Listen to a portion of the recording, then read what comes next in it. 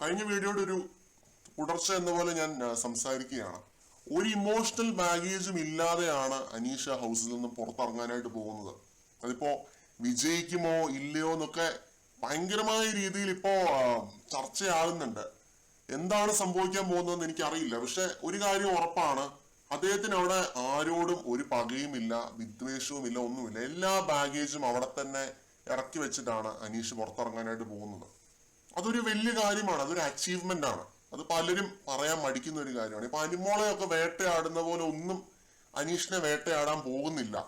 അത് അവർ രണ്ടുപേരും കളിച്ച ഗെയിമുകളുടെ ആനയും അമ്പാരിയും പോലെയുള്ള ഡിഫറൻസ് ആണ്, വ്യത്യാസമാണ്. അതാണ് നിങ്ങൾ മനസ്സിലാക്കേണ്ടത്.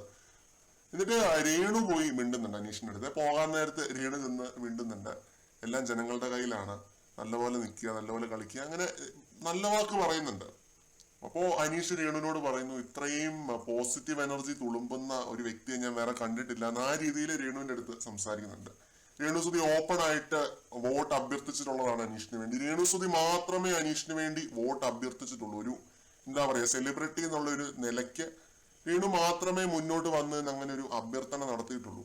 അപ്പൊ രേണുവിനുണ്ട് അനീഷ് ഈ ഷോ ജയിക്കണം, അനീഷ് മാത്രമാണ് ഈ ഷോ ജയിക്കാൻ അത്രയും ഡിസേർവിംഗ് ആയിട്ടുള്ളതെന്ന് രേണുവിന് അറിയാം. അതുകൊണ്ടാണ് രേണു ചെന്ന് ഇറങ്ങാൻ നേരത്തും അങ്ങനെ ഒരു സംസാരം നടത്തുന്നത്. പിന്നെ ജിസയിലുമായിട്ടുള്ള നമ്മൾ ഓൾറെഡി പറഞ്ഞു, എനിക്ക് പെങ്ങളുണ്ടായിരുന്നെങ്കിൽ ഞാൻ കെട്ടിച്ചു തന്നേനെ അനീഷിന്റെ അടുത്ത് പറയുന്നു. അതേപോലെ തന്നെ ജിസയിൽ പറയുന്ന ഒരു കാര്യമാണ്, you are A person with a clean heart. നിങ്ങൾക്കൊരു ശുദ്ധമായ ഹൃദയമാണ് ഉള്ളത്. നിങ്ങളെപ്പോ ഉള്ള ഒരാള് എന്റെ വീട്ടിലുണ്ടാവണമെന്ന് ഞാൻ എപ്പോഴും പറയും എന്ന് പറയുന്നുണ്ട്. ഇങ്ങനെയൊക്കെ അനീഷിന്റെ അടുത്ത് പറയുന്നുണ്ട്. അപ്പൊ അനീഷ് ജിസയിൽ എന്താണ് ഏതാണെന്നൊന്നും അറിയാത്തോണ്ടായിരിക്കണം അനീഷ് പറയുന്നുണ്ട്, US ഫ്രാൻസ് ഒക്കെ ജിസേലിന് പോയി ഒരു സൂപ്പർ മോഡൽ ആവാൻ പറ്റട്ടെ എന്നൊക്കെ അനീഷ് പറയുന്നുണ്ട്. അത് പറഞ്ഞതിന് ശേഷമാണ് കേട്ടോ ഈ ശുദ്ധനായ ഹൃദയം എന്നുള്ളൊരു കാര്യം ജിസേല് പറയുന്നത്. ഇത് ലൈവിനകത്ത് നടന്ന കോൺവെർസേഷൻ ആണ്. പുറത്തിറങ്ങുമ്പോഴായിരിക്കും അനീഷ് ഞെട്ടാൻ പോകുന്നത്.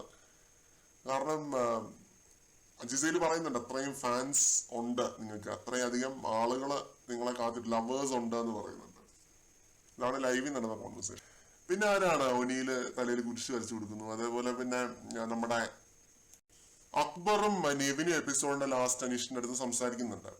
നെവിൻ പറയുന്നത്, അനീഷേട്ടാ തൊട്ടപ്പുറത്ത് തമിഴ് ബിഗ് ബോസ് നടക്കുന്നുണ്ട്, ഇത് കഴിഞ്ഞിട്ട് വേണം അങ്ങോട്ട് പോക്കോ, തമിഴ് അറിയാന്നുണ്ടെങ്കിൽ അങ്ങോട്ട് പോവാന്നൊക്കെ നെവിൻ പറയുന്നുണ്ട്. നെവിന്റെ തമിഴ് ബിഗ് ബോസ് കമ്പം തുടങ്ങിയിട്ടുണ്ട് കേട്ടോ. നെവിൻ മിക്കവാറും തമിഴ് ബിഗ് ബോസിൽ പോകുമോ എനിക്കറിയില്ല. നെവിന് തമിഴ് അത്ര നന്നായിട്ട് വശമില്ലാത്തതുകൊണ്ട് നെവിൻ തമിഴ് ബിഗ് ബോസിൽ പോകുമെന്ന് തോന്നുന്നില്ല. അനീഷിന്റെ അടുത്ത് പറയുന്നുണ്ട്, തമിഴ് അറിയാന്നുണ്ടെങ്കിൽ പോവാൻ, തൊട്ടപ്പുറത്ത് നടപ്പുണ്ട് അനീഷേട്ടാ. പിന്നെ വീട് ഉറങ്ങിയ മട്ടാണെന്നൊക്കെ അവര് പറയുന്നുണ്ട്, വീട് ഉറങ്ങിയ പോലെ ആയി എന്ന് പറയുന്നുണ്ട്. പിന്നെ അക്ബറിന്റെ ഒരു ചിരിയും പിന്നെ തോളത്ത് കെട്ടിയിട്ട് അക്ബർ നടന്നു പോകുന്നുണ്ട്. ഇവരെ പറ്റിയൊക്കെ പറഞ്ഞപ്പോൾ ഒരാളെ പറ്റി പറയാൻ വിട്ടുപോയത് നമ്മുടെ ആര്യനാണ്. ആര്യൻ അനീഷിനെ ടൈറ്റ് ഹഗ് ചെയ്യുന്നുണ്ട് പോകാൻ നേരത്ത്. എനിക്ക് അനീഷേട്ടന് വേണ്ടി ചെയ്യാൻ പറ്റുന്ന ഇതാണ്, നല്ല ടൈറ്റ് ഹഗ് തരാൻ പറ്റും, അങ്ങനെയൊക്കെ നമ്മുടെ ആര്യൻ പറയുന്നുണ്ട്.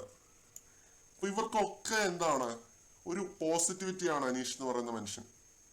ഇത്രയും വിവാദങ്ങൾ ഉണ്ടായിട്ടുള്ള ഒരു സീസണില് ആരോടും ഒരു ബാഗേജും ഇല്ലാതെ, ആരോടും ഒരു ഇമോഷണൽ ബാഗേജും വെക്കാതെ അവിടുന്ന് പുറത്തിറങ്ങാൻ പറ്റുമെന്ന് പറഞ്ഞാൽ എന്ത് വലിയൊരു നേട്ടമാണ് അത്.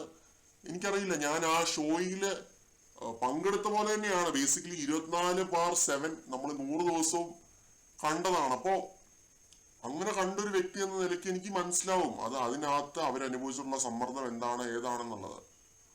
അപ്പോ അങ്ങനെയുള്ള ഒരു സ്ഥലത്ത് ഇങ്ങനെ ഗെയിം കളിക്കുക, ഇങ്ങനെ ഈ രീതിയിൽ നിൽക്കുക എന്ന് പറഞ്ഞാൽ അൺബിലീവബിൾ ആണ്.